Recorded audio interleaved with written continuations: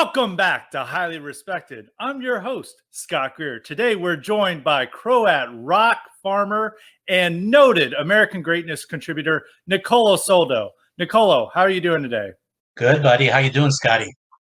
Doing great. How are the Rocks doing in Split? It's a bumper crop this year, Scott. I got the best ones. If you need a hookup on rocks, just come to me.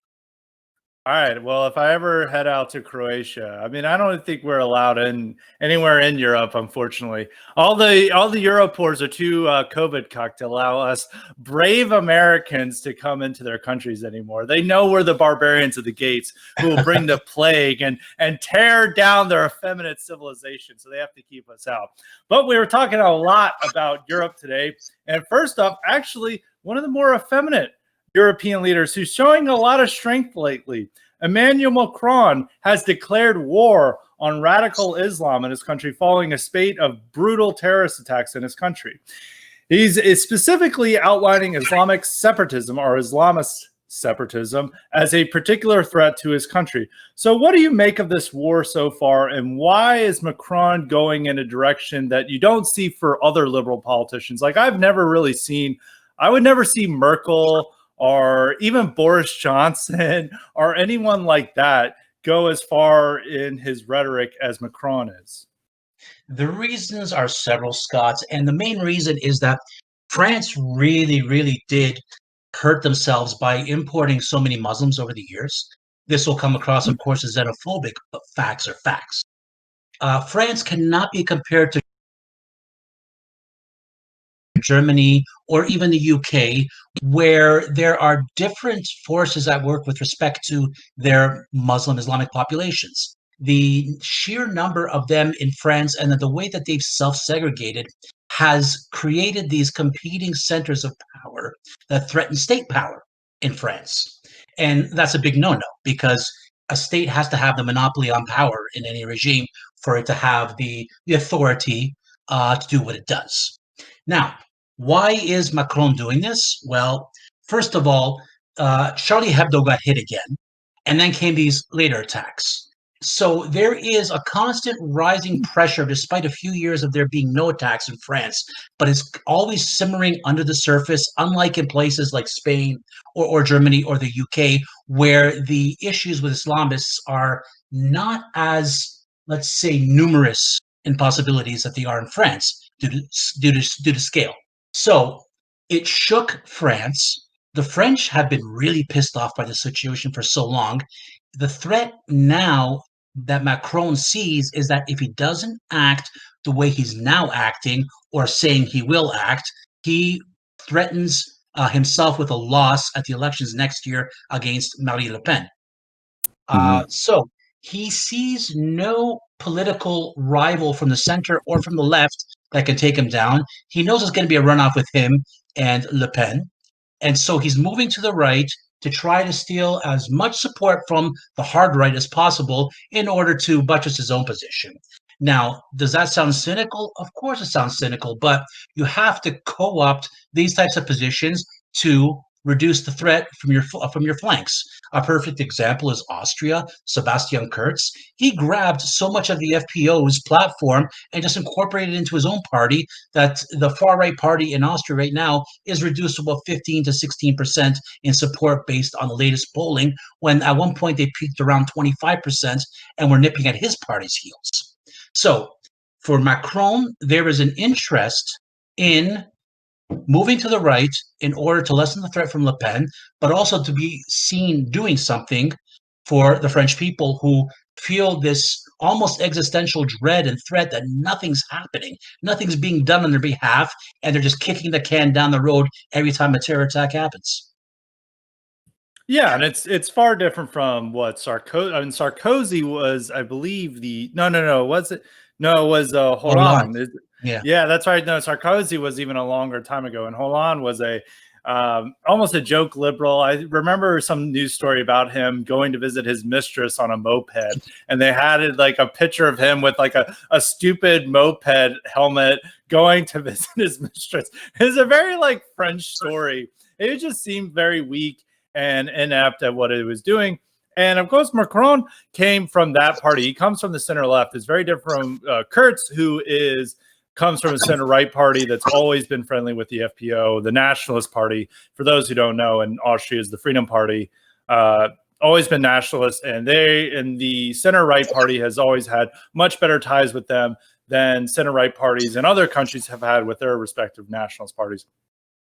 So it was kind of expected that he would take some of their planks. It's very out of character, or at least what the English language media perception of Macron is. Because Macron, when he was first elected, and it was only a few months after Trump, he was seen as this great paragon of liberal globalism. Like he's pushing it back against national populism.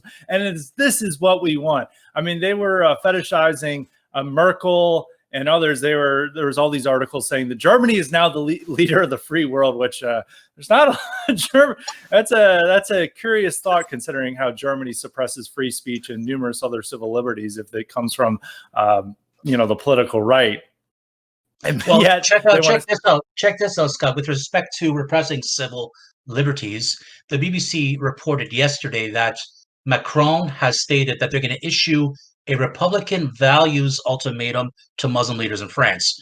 The 3 points here are: children will be given an identification number to help locate them. Imams must register with the state. And this is the most interesting part: no political actions as Muslims. So they cannot rally around Islam to act in a concerted fashion politically. Now, what's going on here, it's almost a replay of 1905 laïcité, when France introduced state secularism by defeating the Catholic Church. So France is now trying to do this. It's a similar beast, but there's a huge difference here. The Catholic Church, even though it's had its battles with the state over the centuries, there was always room in the Catholic Church and in Christianity in general for a separation between church and state. In Islam, there is no separation between mosque and state. Now, Muslims will tell you, the thoughtful ones will tell you this. They'll say, well, when we Muslims go into a non-Muslim majority country, we're supposed to obey their rules, etc. And there's hadiths on this, and they're right, technically. But from a philosophical and from a mental perspective, there is no separation between mosque and state. So everything you do is outlined by Islam. Macron and his team, and everybody sees this as well, but Macron and his team realize that this is an existential threat to the French Republic and to its state secularism. So it's interesting because they're going to end up dividing Muslims in France. You're going to have, of those that are, let's say, observant, pious, etc., you're going to have those that have an accommodation with the states, which I think will be a majority. And then you're going to have those that are the minority that continue with this, let's say, anti-European approach. So he's dividing the difference, and we're going to have to wait to see what the fallout is. But they're not taking any shit. My question is the as you guys say, cucks, are the people in Brussels and Strasbourg going to allow for this and say, hey, we have to respect their civil liberties? So that's going to be a question going to the courts as well. But France, judging by what Macron is doing right now, is showing that he means business. We'll see the follow through, which is always the most important part. Yeah, and that's true. And he said very specifically that he wanted an Islam of France, and in the way that, Christianity in these Western countries has been neutered in a way that it's no longer a threat. It's like you're not having Catholic terrorists going out and bombing people for disobeying the Pope, and you're not having Lutheran extremists killing those who dare insult Martin Luther. And they want that to do. That's what he means by Islam of France. It's like, well, this is my religion, but I don't get too upset about it. And you can insult Muhammad and all that. And I'm not even going to get an argument with you, because we'll just agree to disagree, which most of the Muslims who are living in France, they'll actually know I'm going to cut your head off. And I don't know if I want to use the word respect, but there is something there that, is very different from what it is. It's like these people are willing to kill and die for their beliefs, and they're willing to impose their beliefs by violence on these people. So you have these, the teacher who started all this, he was like a middle school teacher, Samuel Paty. I'm probably not even pronouncing it correctly, but This guy wanted to show the Charlie Hebdo cartoons, and he's like, this is a matter of freedom of speech. And they're like, this is against our religion. We're not going to tolerate this. And they threatened him, and of course he got his head chopped off. And they're like, you can have your freedom of speech, but it comes with certain consequences.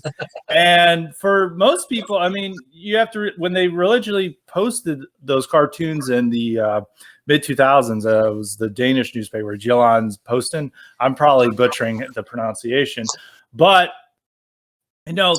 Muslims sent a clear signal to Europe is that we're not going to tolerate this, and if you do put this out, there's going to be severe consequences. And Macron is now saying, well, you have to deal with the consequences, which there wasn't somebody in the mid 2000s saying that, and there wasn't even really someone saying that after Charlie Hebdo. Hollande was the leader, and he would just like go along with it. He's like, oh, this is a terrible tragedy, but we have to figure out how Islam can fit in within multiculturalism, which you could probably bring on to this point, is that one of the things that Macron is really attacking on, and specifically English language media and American universities, is they're promoting this multicultural model that they feel Macron is saying is antithetical to the French Republican model, and it's undermining and it's subverting it and poisoning it. And they have to stop it. And there was even his education minister was complaining that the American intersectionality is not going to work. And Macron said, he complained. He called up the New York Times to complain about how English language media is blaming France for the violence itself. He's saying that they're legitimizing the violence against France by saying that France is responsible for all its racism and colonialism and xenophobia and Islamophobia. And so that is a breath of fresh air for a center-left politician to say. Well, it's interesting because Merkel said some time ago that multiculturalism doesn't work, but she's kind of gone back on that, even though Germans themselves are not multiculturalists in the Anglophone sense. But right now, there's an open war going on between the French state and the New York Times for the reasons you stated. The French are pissed off at them for blaming the victim, to use their phraseology. And it raises the main philosophical point I have to make here is that along the lines where you said there's a grudging respect for how Muslims take Islam very seriously, that they're willing to cut off heads. It's a question of what inspires the French. Are they as devoted and dedicated to their republicanism as the Muslims there are to their Islam? And it also raises what I think is going to be an increasingly important question in the next couple of decades in the West. Karl Popper, the philosopher, had what's called the paradox of liberalism. Can liberals tolerate illiberalism that threatens liberalism? And how can you be tolerant if you do not tolerate something? So this is going to be, I think, an inherent paradox throughout the West for the next couple of decades. They want to buttress their liberal state because French republicanism is liberal. It comes out of the French Revolution with its adjustments. It's the Fifth Republic now. How are they going to do that and be tolerant at the same time when they can't tolerate this? So all those questions stem from that. The issue of multiculturalism, how it cannot work in France, as Macron has now conceded the point, to how to deal with these Muslims specifically and how to assimilate them, which I don't think can be done. Michel Houellebecq, the fantastic novelist, I'm sure all your listeners are aware of him. He has written in the past, and he wrote a book about it, where Islam has a more seductive character than French republicanism and might win out at the end of the day. So the question becomes, particularly among right-wingers in the book, the English title is that all these right-wingers who are into Nietzsche and the English translation keeps calling them nativists, but I guess in the original French, they would have been called identitarians or something else. And there's the main character is guided along by a guy who did he was like a huge Nietzschean. He was into the identitarian movement. And then he was like, actually, Islam from like our right wing perspective is more base. So, I mean, of course he wasn't saying base. This is a modern phraseology, but he was essentially that made that argument, and that convinced the main character to go along and join Islam as well. Well, yeah, exactly. So the question becomes, what has more vitality? The liberal French republicanism, or let's say Western liberalism at large, because we can cover the whole West like that, or something like Islam. And grudgingly, I have to say, Islam has more vitality. So you have these questions like, let's say, Charlie Hebdo. They want to engage in what they call free speech, pictures of Muhammad, etc. But at the same time, France suppresses certain types of speech, especially stuff that's critical. Let's say a Holocaust revisionism. They'll throw people in jail for that. Or let's say hate speech. You've had, that black comedian, Dieudonne. He's been sentenced a few times, I think. I know he's been fined a lot for making jokes about Jews in France. So the paradox of tolerance comes into play here. Yeah, no, and I agree. And there's also right around this just a few weeks before, when Macron was upholding the freedom of speech and their liberties, Alain Sorel, who was, was thrown into jail again for supposed anti-Semitic hate speech. And they've been very strict on imposing hate speech laws with Marine Le Pen and others who are popular political leaders who would share an ISIS execution video, and this would get them charged with a hate crime. So at the same time that they're saying that we're upholding civil liberties and freedom, they're restricting it unless it's supporting the general secular liberal consensus. Charlie Hebdo is okay to insult Islam, but the National Front, now they're the National Rally, of course, and the Le Pens and people from the right, it's not okay. It's only okay for the left and the center to insult Islam, especially from a liberal perspective, is that they're not respecting women's rights enough, or they hate gays, and et cetera, that these are the only reasons that it's okay to attack Islam. But to attack Islam from a perspective is that this is a foreign faith that's alien to France, and that France must be for the French. Well, that's going to get you hit with hate crime charges. It's every state ends up creating their own blasphemy laws and redlining what is blasphemy, what is not blasphemy. And so in France, criticizing Jews, Holocaust revisionism, no. Or as you say, if you're a right winger criticizing Islam, no, because you're coming from a position of hatred, quote marks in the air here. But if you do it centered around French republicanism, they're now saying this is okay. These are our values. So these values clash with the values of many Muslims in France. So this is going to be interesting going forward. Again, we have to see what the European courts say, how far France is going to be able to go, and if there is a follow through. Yeah, so far this is a much more intense reaction that I've ever seen. As I keep saying, is that this is it going far, and you have to say, as you were making your point about which ideology has the vitality, the one thing is they may neuter most of these Muslims. And you have to think about American Muslims and how they react. And there's always been the anti-Islam movement in America, which, there's both pros and cons. There's actually a lot of issues with them.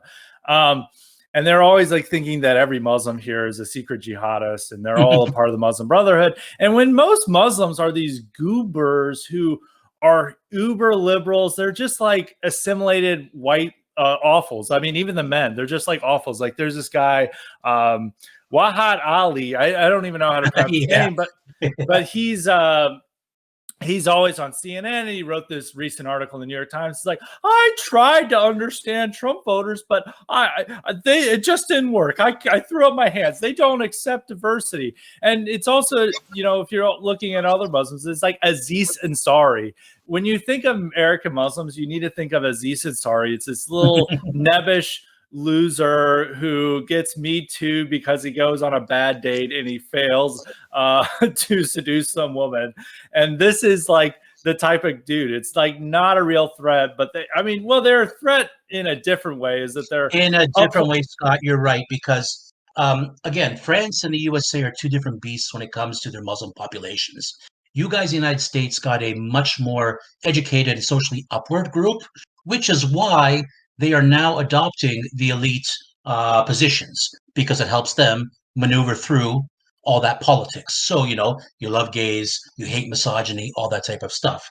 In Europe, but in particularly in France, you have a lot that have not assimilated. They're not going to assimilate. But at the same time, we can't be alarmists and say these are all jihadis ready to attack. It's not. right away, half of them become something else, something outside of their original identity while they're in France or Germany or whatever. It's a type of assimilation. Some of them turn into like the European type of wigger. Some of them might turn into a Euro liberal. Right away you lose half. The other half is Yeah. what you have to worry about. Some of them will make an accommodation with the state, but you have that extremist core, and they're very numerous in France and in Belgium.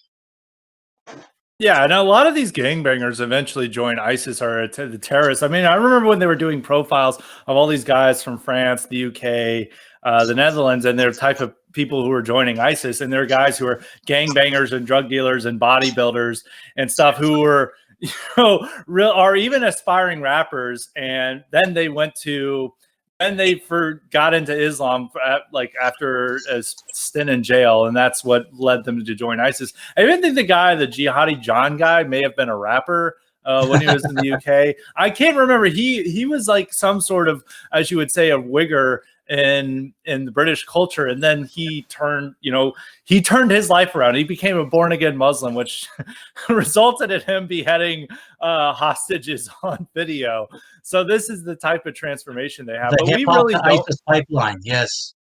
Yeah, but we really don't have this, lower class Muslims, as you were saying. We don't have Muslim ghettos here. I mean, they are all affluent. They easily, assimilate to the upper white liberal elite, and this is how their lives are. So they are a threat in that the way they contribute to this further undermining of the historic American people, and they see the historic American people as a threat.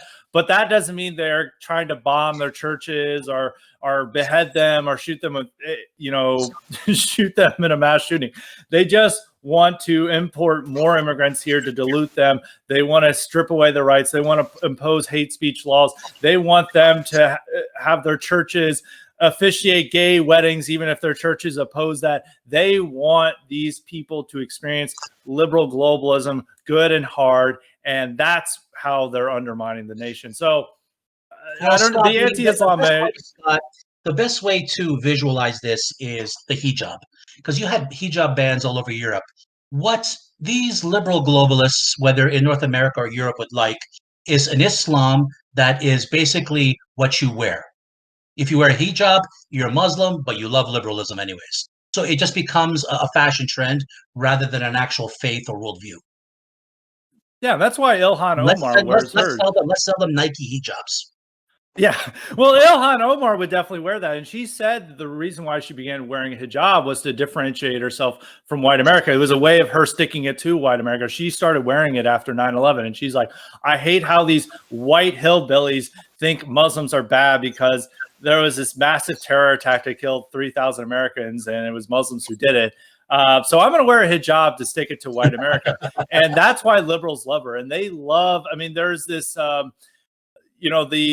was a derivation from the Obama hope image, where it then had a Muslim woman in a hijab with resist. And the white liberals love that. They really want like two women in hijabs in a lesbian relationship. And that's like their dream of what this type of society they want. As like the old meme, this is the future liberals want. And it's two Muslim women in hijabs with like Black Lives Matter on the hijabs, making out during their gay wedding officiated by like a mega church. Like that's their dream. And yeah, all right, it's an interfaith wedding. There's a rabbi and an imam there, and it's like all coming together, and it's all just something to stick it to traditional West and traditional white America. So yeah, and that's something that we need to address. I think Europe's going to have a lot of these terrorism and the Islamic separatism for years and years to come due to the way their immigration is working. But America's issues are going to be a lot different. Now, the final point I want to have on this is, what effect do you think it will have on the presidential election? Do you think that this will secure Macron another term, or do you think that Le Pen can outmaneuver him from the right? I think that Marine Le Pen is in a bad situation because she cannot move to the center on a lot of things. She will have to adopt some economically leftist positions in order to go around Macron. because he's encroaching on her turf. But there's such a resistance towards her and her family's name that I don't think that she can pull it off. Yeah, I'd have to agree. I mean, and the last time she did poorly, is a lot of people want to say, "Oh, she was racist," is that she was really anti-EU, and I think 70% of France likes the EU. So it's very different situation from the UK, which has always had a animosity not only to continental Europe, but especially in its later iteration, the European Union. So it was much more of a popular issue in the UK, Well, and the the French, EU yeah, the plays out French a are lot cognizant differently of the on the fact the continent. French So still have go ahead. visions of grandeur that they once had. Remember, French was a language of diplomacy. They were a world power. Now they're a second-rate power behind the United States and I guess China That's as right. well. Take that, you frogs. That's right. America. Yeah, you just keep surrendering. It's freedom fries now, And Frenchie. so they see the EU as their vehicle to be able to act on the global stage. It's much different than the UK. The UK was always very tepid about their EU membership, always 1 foot in, 1 foot out. France, and Macron in particular, he's trying to beef up the EU. The Germans are the ones lagging behind on this, which is interesting. Yeah, that is interesting. And Germans, of course, benefit, and they're at the forefront and they get a lot of benefits from the EU, and they've usually been at the forefront of the leadership as well.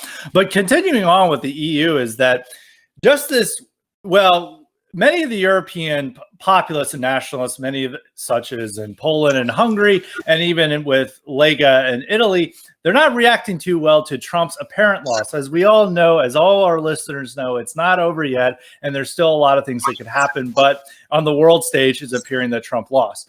So what effect do you think that this will have on Europeans, on Europe's populists and nationalists with a Trump loss?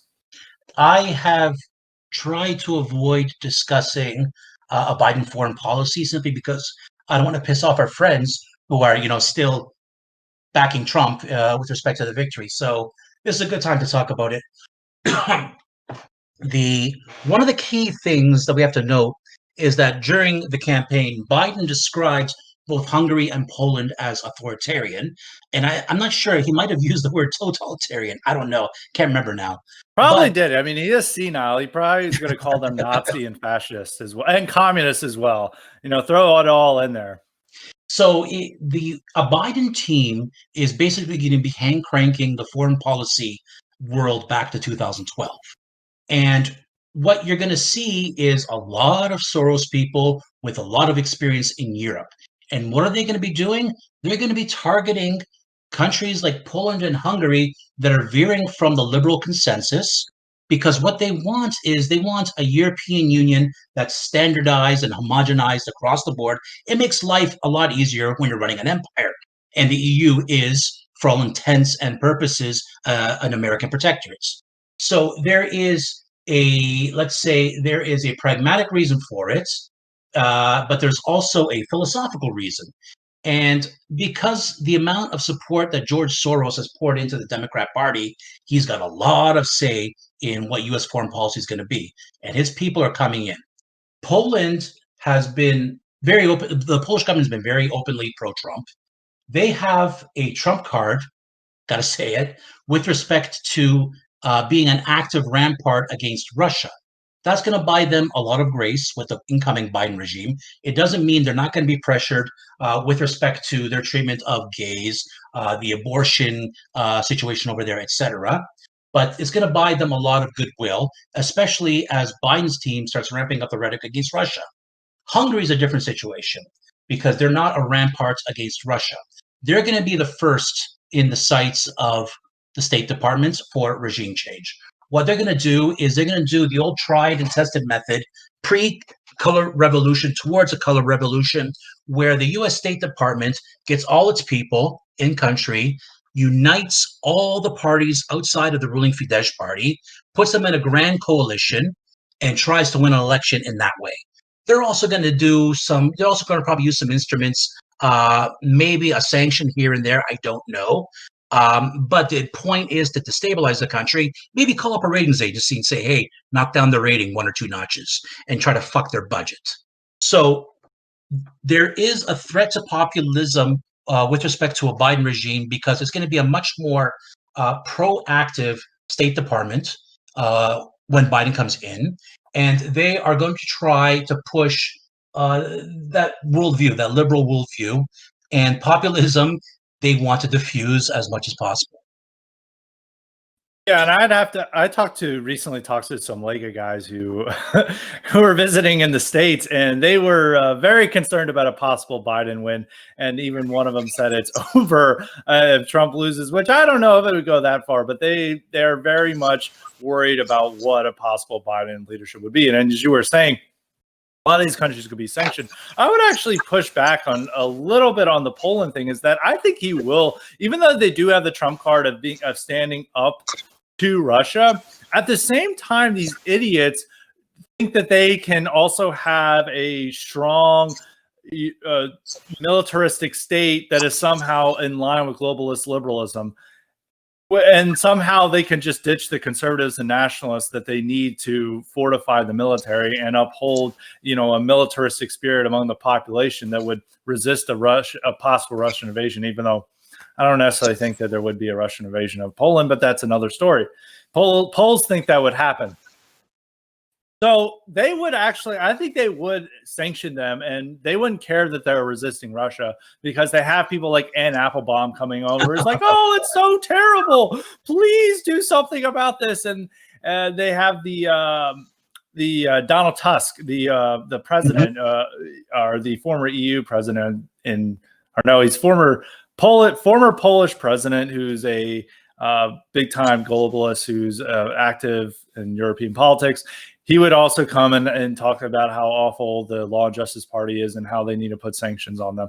And I think they would. I think they would be stupid to do that, stupid enough to do that. And I can also see them going into Ukraine and demanding the government stop subsidizing these far-right militias that they need to fight against the Russians. And they're like, well, we're listening to our Antifa staffers that we have in the DOJ, and they really don't like these guys because they saw a video and some dude on the front lines gave a Roman salute. So we need you to defund all of these far-right militias that you depend on to fight the Russian separatists. And hopefully you find some militia members who support globalism. So good luck. And I think they would really do this because they're this stupid, and they're going to be very arrogant, and they're going to want to crush populism no matter what. Even if it is a force of resistance towards Russia, they're going to delude themselves into believing that there are forces within this country who would join the military or militias or be very much in favor of defense spending and still stay resolutely against Russia. I think they would sanction both Poland and force Ukraine to essentially disband its frontline defense against Russian separatists. I think it will backfire, but I think these people are stupid enough to do that. Well, Scott, we're going to see Turbo America when Biden gets installed in office, if he does. It's coming back with a vengeance. That's what they intend to do. Crank the clock back, get revenge on people who they think wrong them. And the populists, because they run counter to the globalist philosophy, the worldview, they need to be crushed first. So where Trump was kind of like Rumsfeld prior to him, seeking arrangements and relationships with individual EU states, Biden and his team are going to do this through Brussels. They're going to want that multilateral approach. And the sick and sad thing is that when Biden gets installed in office, you are going to see the most obsequious behavior from leaders in Germany and, let's say, Holland and Sweden, etc. It's like the second coming of Christ. It's horrible. It's demoralizing, but everyone needs to know that's coming. I agree. I think if Biden does get in there, these people are going to start bending the knee in the worst ways possible. I mean, they're already excited at the thought that he is going to be the next president, so it can only get worse from there. And going back to the EU question, is that there was a recent deal in the EU that Poland and Hungary voted against, and Orban said that it's a form of blackmail to ensure that these countries accept this same level of migration that the Western European countries do. Can you explain this deal that they voted against? This is a big controversy going on in Europe right now. So the EU got together with respect to COVID and put together a 1.8 trillion euro package to rescue various economies and keep people working. And they're doing this by issuing debt, which is a game changer for the EU. The EU has always wanted to avoid that, but they finally bit the bullet and they're going for it. Now, the way the EU works is in those types of situations, you need unanimous consent. So they all agreed to it. But what happened is bureaucrats in Brussels, liberals, all of them, wanted to attach to it uh, the statement or the rule that if a country does not share European liberal values, then they can be denied funds from the EU. And the EU puts a lot of money out there. They spread a lot of money, billions to countries that are not paying into it, but that are taking out of it. So what that means is that it's an attack on Hungarian and Polish sovereignty, an attack on their cultural values, and an attack on what type of approach with respect to administration, to culture and politics that those governments are taking in those two countries. So they want them to open the borders to migration. They want them to adopt gays uber alles in respect to their culture, all those things. And Orban and PIS raised their hand and said, fuck that. We're not going to get blackmailed like this. We're vetoing this 1.8 trillion euro package. So there's going to be a lot of backroom shuffling. There already is. And I don't know how this is going to happen, but I think that the Brussels bureaucrats really fucked themselves up here because they're not going to win this. Poland and Hungary can hold out for a long time with respect to this. And even if they try to water it down, I think that Poland and Hungary will see through that. So that's the state of Europe right now. It'll be interesting to see how that happens. And of course, if Biden gets in there, he will, of course, stand with the EU bureaucrats against the nationalists in Poland and Hungary. So Definitely. it's a troubling situation, but I think that Orban himself is a very astute politician, and he is a survivor, and he is somebody who is already making these moves during the time of Obama. I think he will, and he knows that immigration restriction is very popular in his country and is key to his continued being in power depends on him resisting immigration or resisting the immigration dictates that are sent out to him by Brussels. So if he can manage to resist this and elude Biden, I almost called him Obama, but it is almost essentially the Obama return. We're going to talk about that in a moment. If he can resist Biden's overtures, I think he can really come into his own he is a central figure in Europe, but even more so, I think it will even create even more respect. But we'll have to look and keep an eye on this subject and see what happens. But moving on back to Biden's foreign policy and moving beyond Europe is that he is promising to refute Trump's America First focus and move to a more interventionist, a more unapologetically globalist stance, as the New Yorker says. So do you really think? Yeah. So do you really think that Biden's foreign policy will be radically different, or do you think this is a lot of talk and it will be roughly the same as we've seen before?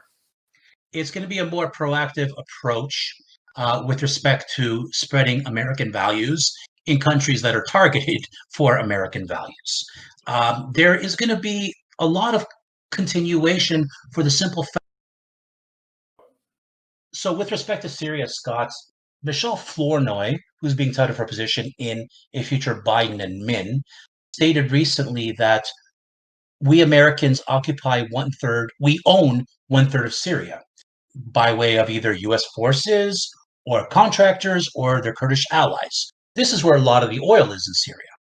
So there is still a lot of butthurt with respect to Assad and Russia and Iran defeating their proxies, whether Kurdish or the CIA's proxies, which were the jihadis. Guaranteed, we're going to see another attempt, another push to armed forces over there to try to hit the Assad government. I think that there's let's say Biden takes office, moves into office, they're going to do a strike on Assad himself. I think there's a very good chance with respect to that. So the fact that Russia pulled a victory out of Syria has a lot of people upset and looking for revenge. Yeah, I know, I agree, and I think they're definitely going to go have an intervention in Syria to take out Assad. That this has been one of their number one priorities ever since 2016, when everyone was crying over Aleppo, and they always see it as a huge mistake that Obama did not go in 2013, and they want to finish up this prospect. And the fact that Russia is involved there, and it's a way to stick it to Russia, which is going to be a huge foreign policy priority under a President Biden. We can expect this. And some people are like, I've talked to some people like, oh, well, there's no stomach in the American public for this. That is true. But there is a huge stomach in the Washington establishment for it. Yes. Most Republicans would support it. The entire foreign policy blob wants it. DC would pretty much united in support for a Syrian intervention. And I think it will happen under President Biden. How it will happen, we'll have to see, but it will happen and soon enough. Well, it's a two-for, like you said. They get to give Russia a bloody nose, and they get to achieve an objective. So that's going to be one of the first places we have to look. So Ukraine and Syria are going to become hotter. No, and I agree. And we will have more troops there. And they're probably going to start backing more of these terrorists as well that are clearly like Al-Qaeda connected or even ISIS. We may even see like a new type of like Islamic radical group that turns into another ISIS, and it's due to our weaponry and money. So it's going to be a pretty bad situation. And he also wants to take out people who are otherwise American allies who suppress Islamists, such as Sisi and in Egypt. They're already like, this guy's an authoritarian and dictator. We need to take him out. And it's like, why? He's an American ally. He's opposed to American Islamic radicals. And a great consumer for American military products. That has got to be one of the most short-sighted and stupid things ever, is when they let the Muslim Brotherhood come into power in Egypt. I still don't understand why that happened. It gets back to the debate that I've had with guys like, let's say, BAP, are these people cynical and they say what they say about human rights and liberalism just for the sake of destabilizing regimes, or are they sincere in what they say? And sometimes, I'm swayed to the idea that they're sincere about this stuff. I think they are sincere, and they saw this like, oh, this is a flowering of democracy. We're finally this is the global revolution, the Arab Spring that was brought to you by Twitter.com, which now Barack Obama says is the greatest threat to our democracy. But they love social media at the time, and they're like, oh, it's spreading our liberal values, and they just want to be like us. And instead, it's the Muslim Brotherhood there. And it's the similar case that happened in Ukraine when they saw the Maidan as all these thick-rimmed glasses liberals, when in fact many of them were neo-Nazi hooligans who were out fighting with the police. This is always their interpretation. And they're, of course, always going to back these radicals unintentionally, and it's going to lead to disastrous results. But I think one thing is that, I guess a possible white pill is that the Biden foreign policy will be so disastrous, and many of his policies would be so disastrous that it would lead to a serious rethinking of American priorities, and that we will not be able to engage in these foreign interventions again because of what they will try to do in Syria or possibly any other places. We could see an intervention in Africa, somewhere in Africa. There's numerous hotspots there, maybe in Yemen. You just really don't know where this could take. And maybe Sudan, Scott, because they've just awarded Russia a naval base.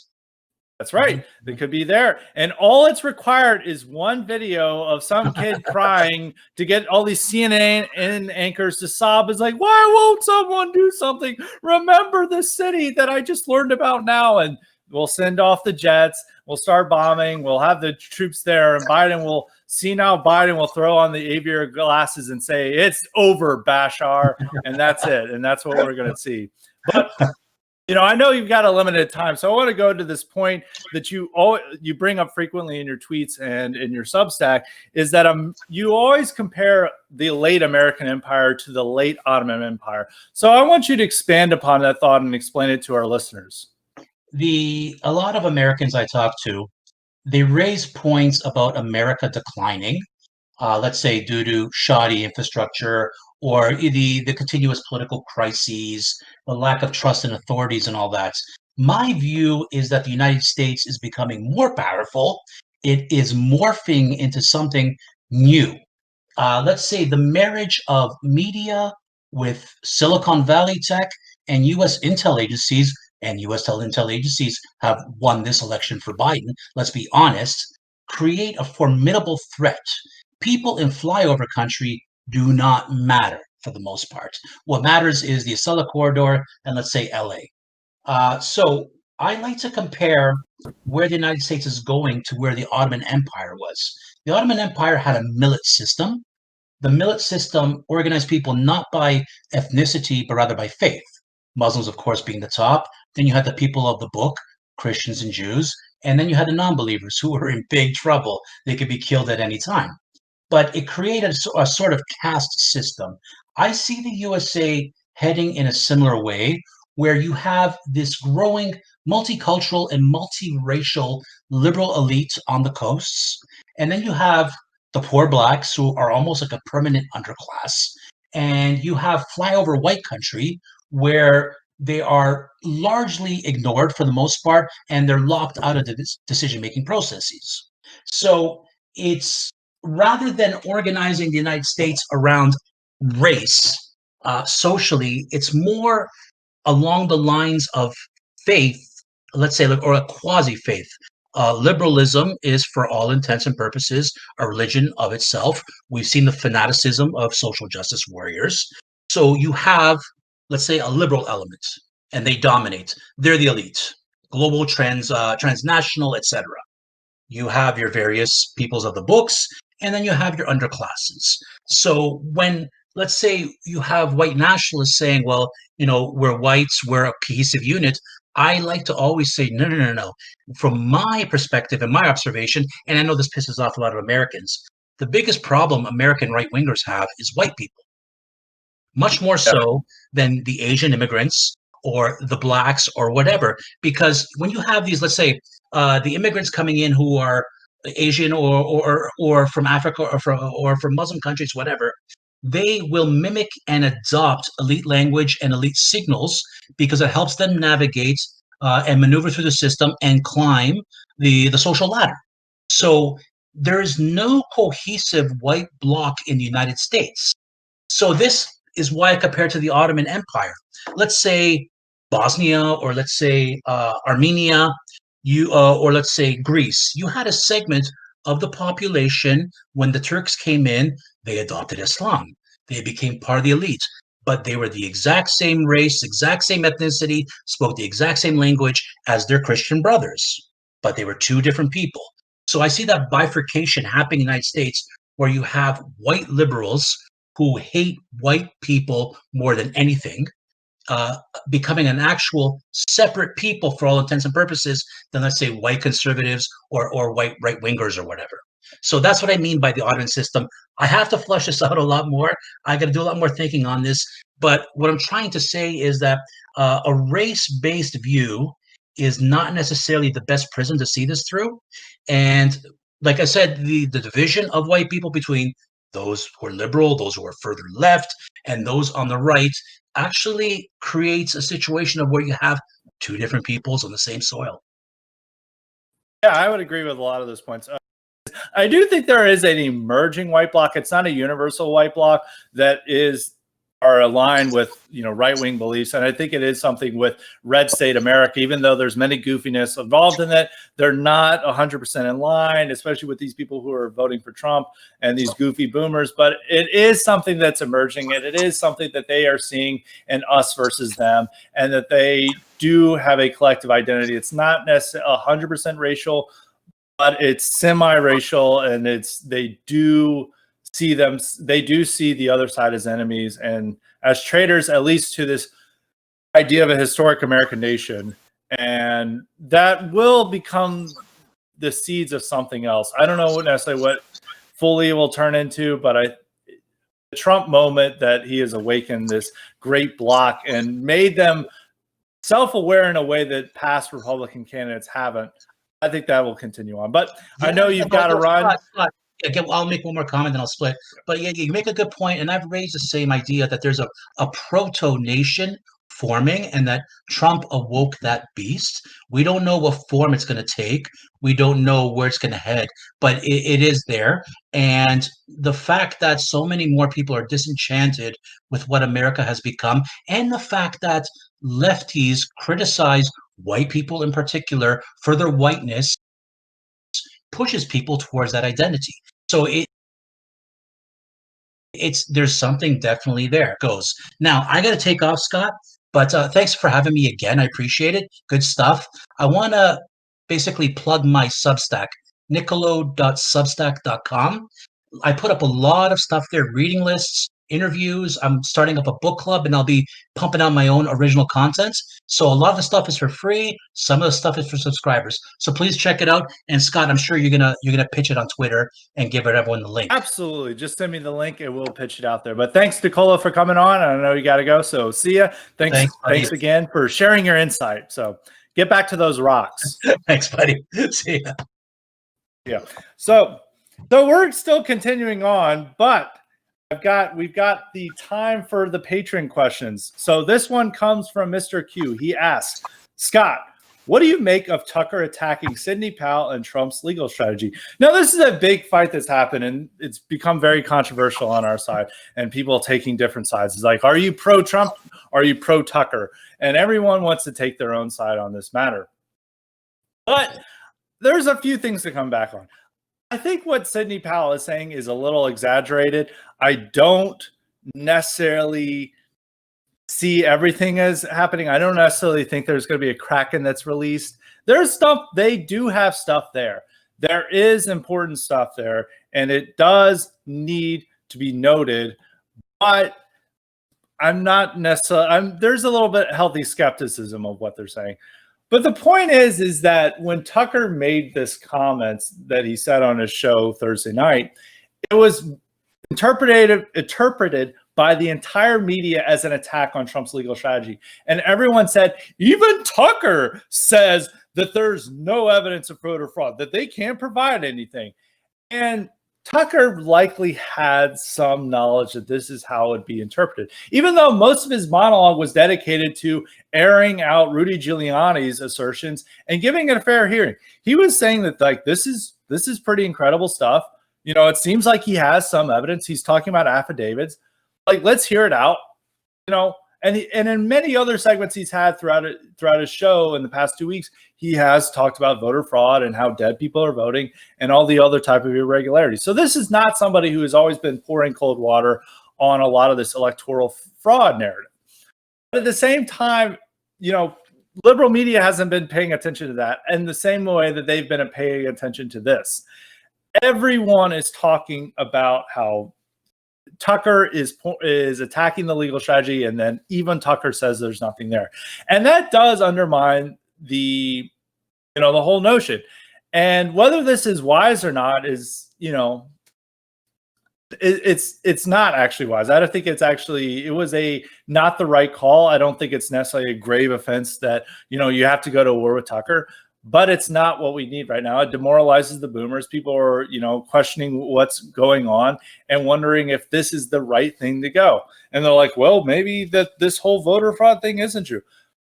But the larger picture is that this election was rigged. Even Tucker understands that, and all Trump voters know that.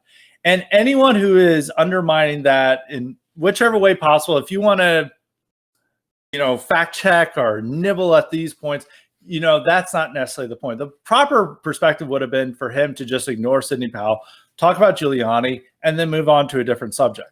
He should have given to his list, or viewers rather, what was said at the press conference, just laid it out there and not try to make this point about, like, well, she couldn't provide this evidence and stuff. Maybe she's holding it off for the legal case. Maybe she doesn't, or in her, she has argued that she did provide it. I don't know what necessarily the story is there. All I'm saying is that the general narrative is the election was rigged. And there's plenty of evidence for that. They might not have the serious enough evidence that the liberal media demands, as the liberal media is like, fact check, this isn't true. And they're going to continue to say that. They could find proof of dead people. They could find tens of thousands of dead people voting in these elections, and they would still say, oh, this has been debunked because somebody said that on CNN, and that's all I need to know. So it doesn't matter what evidence you put out there. They're always going to disbelieve it. So there's a couple of different things to take from this scenario. And I think one is, as I said in the last podcast, we were talking about Tucker and Tucker 24, is this once again proves that he's too much of a journalist to be necessarily the great political leader. And as I said then, he is terrific at what he does now. He pushes our cause on a daily basis. He wakes up millions of Americans. Pretty much 95% of what he says is terrific.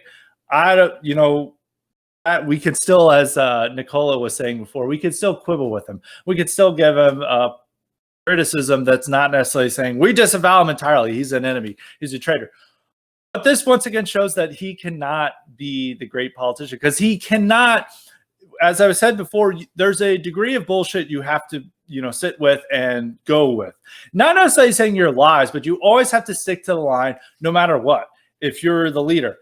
Because that you can't just sit there and be a fact checker and like, well, I don't think this is true. And then like you go out there and it's like, well, maybe this is it. If you're showing any type of cynicism or doubt, that's going to have a deflationary aspect on your followers. And they're just not going to go along with it. You have to build trust with them and you have to inspire them. And going out there and having a cynical attitude and nitpicking this and there, which is what journalists do. And some cases it's worthwhile. I mean, you do need that healthy bit of criticism, but as from your leader, you don't necessarily want that perspective. You want somebody who's 100% positive, who's 100% directing the line and is not deviating from the narrative. And I would call this aspect truth cucking, where some people will say like, this isn't true. There's not enough sources there. And you would always see this as like from CNN's perspective, whenever they try to claim something that is true in general, but then they will say that there's no proof of it. They'll say illegal immigrants murder people, and they're like, fact check. Not all of them do. Thus, this isn't true. And then like you can show as many illegal immigrant murderers as you want, and they'll still say that there is no negative impact from illegal immigration. So journalists themselves do truth cucking all the time, which it's not necessarily that they're delivering the truth, is that they're ignoring the general truth that immigration hurts our nation, that multiculturalism is bad, that the election was rigged, to nitpick on these little details to feel self-satisfied and smug and dunk on the historic American nation. So that's what truth cucking is. It ignores the general truth to nitpick about this one fact and then feel smug and smarmy about that. Unfortunately, Tucker was engaging in that, but it's not a grave sin. We still love Tucker. Tucker is still great in his role, but it's something worthwhile to connect. And I think people were wondering is like, why did Tucker do this? Well, one is, as I was saying, is he is somebody who isn't going to go along. He does like to truth cuck, as I was saying earlier. And some people were offering the generous interpretation that he's trying to protect people from grifters, is that Sidney Powell may be just trying to exploit people and she's selling a bag of lies. That could be true. That could be honest. But at the same time, when you're attacking her, that is Trump's legal team. You can't just say, well, I like the other legal team, but I don't like this person. In general, this is the lawyers they have. You can want like, well, I want the real lawyers. I want from the white shoe law firms. Unfortunately, those people aren't going to work for Trump because they know it'll destroy their career. So he has Rudy Giuliani and Sidney Powell, for better or for worse. And this is the team to go with. And yes, they're, of course, engaging in exaggeration and hyperbole. And you should, not fully believe that the Kraken is going to be released. I mean, maybe it will. I'm not here to judge that, but there should be a healthy degree of skepticism and doubt of what they may release. But the general point is the election was rigged against Trump, and that's the general truth. So there is that good point. He's just trying to protect Trump supporters from grifters. But the larger point, and I'm not 100% sure this is, but this could be possible, is that Tucker said this in a way to start moving aside Trump, is that we're moving to a post-Trump era, and I'm going to correct him on this one detail so we can move there. Not saying that this is Tucker's motivation, but it could be a possible motivation, and that in the future, Tucker will be the central focus of the American right rather than Trump. And this could be the beginning salvo of that attempt. I don't know necessarily if that's the case. That could be there. Something worthwhile to think about. I still think that Trump, unless he dies or is thrown in jail, even if he's thrown in jail, he'd probably still be the leader of the right. That'd probably make him more the leader. But barring circumstances where he decides to retire or, an accident, or he just goes full board cucking when he's out of office, which that's if he falls out of office, granted, he's still going to be the leader for as long as he lives. And up until, 2024, if there's somebody who takes the mantle, who then becomes the new leader, then we can talk about it then. But for the next 4 years, at least, Trump is the leader, and you can't move beyond him. And I think when you're seeing Tucker's declining ratings, but it's not just his ratings, it's Fox News in general, due to the perception that they're anti-Trump, you have to see that the majority of the American right is on Trump's side. And Tucker cannot become a vocal Trump critic without losing his base of support. Is that his base of support, Jake Lloyd talked about this last podcast, depends on Trump. And if he tries to divide them and try to turn them against Trump, he will lose. I think Tucker realizes this. That's why he's going about these subtle methods of, we'll say, well, like, we agree that there's voter fraud and there's a lot of irregularities, but, this person that Trump hired appears like a hack. That's the strategy to go with. It's not going to be a full frontal attack. And that's, once again, have to say this is like, I'm not saying that's Tucker's interpretation, but that is one possibility. And, I had some comments on the last show that saying that, like, well, if Tucker turned against Trump, he would take 95% of his base. I don't agree with that at all. I think he would be lucky to take 10%, maybe at the most, maybe a quarter, and that's being generous. And I think that the majority of those people will stay with Trump, and they will just see him as a leader. And especially at the results of this election, the majority of those people are going to see this as rigged, and they will see Trump as a fallen martyr, and they'll stick with him through thick and thin. So unless things change in the next 4 years, Trump is still the leader, and Tucker will have to, dance around that line. He may want to move beyond Trump, but Trump is here to stay for better or for worse. But I actually think it's for better. So that's all the time we have today. I should be having another episode before Turkey Day, so stay tuned to that. But until next time, stay respected.